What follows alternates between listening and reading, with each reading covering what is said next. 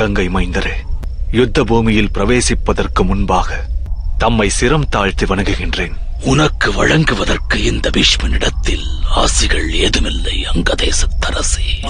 அறிவேன் கங்கை மைந்தரே, எனது வருகை தமக்கு வெறுப்பை தந்தது. என்னை அவமதிப்பதையே வழக்கமாக கொண்டீர்கள். என்னை அஸ்தினாபுரத்தை விட்டு விலக்கி வைப்பதற்கு முயற்சித்தீர்கள். இருப்பினும் இதுவரை தம்மீது கொண்ட மரியாதையை நான் குறைத்ததில்லை. பெரும் மூடனாவாய் குந்தியின் மகனே.